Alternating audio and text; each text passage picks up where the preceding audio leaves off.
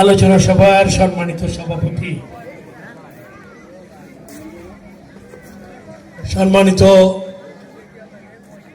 দুই আসনের সদস্য জাহাঙ্গীর হোসেন হিলাল, বিভিন্ন রাজনৈতিক দলের নেতৃবৃন্দ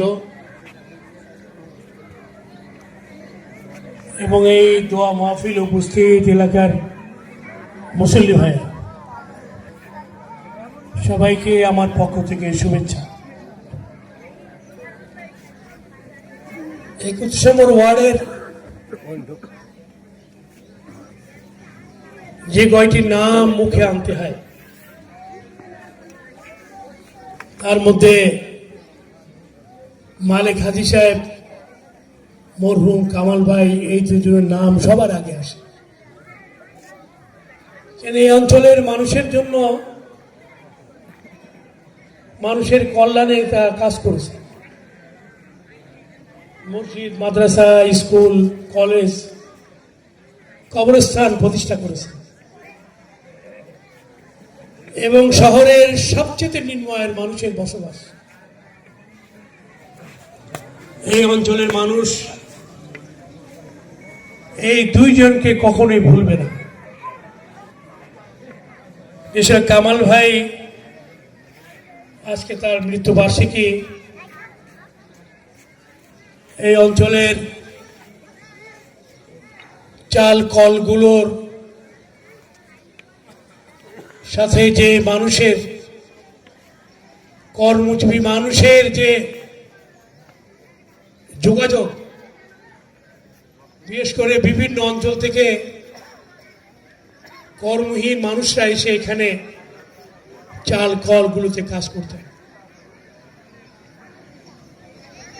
এবং দক্ষিণাঞ্চলের মানুষ, মোড়লগঞ্জের মানুষ, বাগেরহাটের মানুষ এই শহরে সেই অঞ্চলেই বসতি করেছে এবং এই অঞ্চলের মানুষ তারা খালি বসতি করেনি, এই অঞ্চলটাকে তারা ডেভেলপ করেছে। গরিব হলেও তাদের সামর্থ্য দিয়েই তারা ছোট্ট ছোট্ট জমি কিনে বাড়িঘর নির্মাণ করেছে। এই অঞ্চলের আয়তন এত বড়, এটি 2টি ওয়ার্ডের মতো। রাস্তাঘাটের অবস্থা আগের থেকে উন্নত হলেও এখনো অনেক গলি, অনেক খাল, অনেক জায়গায় এখনো উন্নয়নের ছোঁয়া লাগেনি। আমাদের খুলনা সিটি কর্পোরেশনের যে আয়তন হবে, বর্ধিত আয়তন, বড় করা হবে শহরের, তার তালিকায় এই 21 নম্বর ওয়ার্ড রয়েছে। আমি এবার ঢাকায় গিয়েছিলাম, মন্ত্রণালয়ে সে ফাইল খোঁজ করে পেয়েছি। এটি বড় না করলে একটা ওয়ার্ডের বরাদ্দ দিয়ে 2টা ওয়ার্ডের সমপরিমাণ জায়গা এই ওয়ার্ডের উন্নয়ন করা সম্ভব না। আমি আপনাদের আশ্বস্ত করতে চাই, এই ব্যাপারে আমরা যত যেখানে এমপি সাহেব আছেন, আমরা দুইজন একসাথেই কাজ করব ইনশাআল্লাহ এবং আমরা জীবন মান উন্নয়নের জন্যই এই অঞ্চলের মানুষের কল্যাণে, বিশেষ করে শিক্ষা এবং চিকিৎসা সেবা, এটি খুবই জরুরি।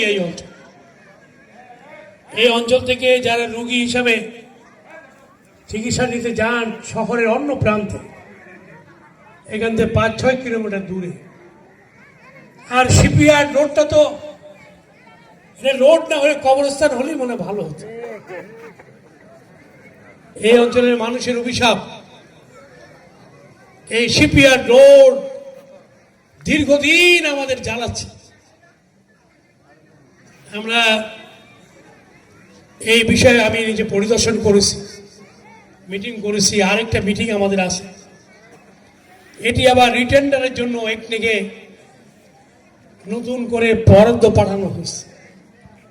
আমি চেষ্টা করছি দ্রুত প্রধানমন্ত্রীকে বলে এটি নতুন বরাদ্দ আনা এবং টেন্ডার আহ্বান করে কাজ করা। তারপরেও কিন্তু অনেক সময় লাগবে, মানে এখনই হবে না, সহসা এই অভিশাপ থেকে আমরা মুক্ত হতে পারছি না। এর ঠিকাদার এবং আমাদের কেডিএ দুইজনের রশি টানাটানি এবং দুই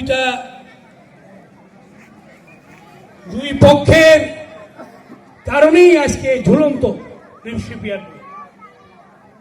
তারপরে আমরা চেষ্টা করছি দ্রুত করার। আপনারা দোয়া করেন আমরা যেন দ্রুত কাজগুলি শেষ করতে পারি। এছাড়া আরও যে সমস্ত উন্নয়ন কাজ আছে এগুলো আমরা বসবো, আসবো, দেখব এবং কাজ করব। বিশেষ করে ড্রেনের ব্যবস্থা, খাল পরিষ্কার করা, পানি দ্রুত নেমে যাওয়া। আর এখানে আগের যে কাউন্সিলর ছিলেন মুক্তার হোসেন সাহেব, উনি একটা অভিশাপ রেখে গেছেন। খালের পরে সিটি কর্পোরেশনে বিল্ডিং করে একটা খালকে বন্ধ করে দিয়ে গেছে। এই খালটা যদি উন্মুক্ত থাকতো তাহলে দুই দিক থেকে পানি নামতো, এখন দুই দিক থেকে পানি নামতে পারে না। এটা একটা আমাদের জন্য আরেকটা অভিশাপ। আমরা চেষ্টা করছি এই খালটা উন্মুক্ত করে খুলে দেওয়া। আমরা খুব তাড়াতাড়ি এটা নিয়ে কাজ করব, কারণ একটা বিল্ডিং এর জন্য একটা অঞ্চলের লাখো মানুষের অসুবিধা হতে পারে না। আমাদের ওয়ার্ড অফিস প্রয়োজন নাই, আমাদের প্রয়োজন মানুষকে জলবদ্ধতা থেকে বাঁচানো। এটি আমাদের কাজ, আমরা এই কাজগুলো করবো ইনশাল্লাহ। আপনারা আমাদের সহায়তা করেন, সাথে থাকেন।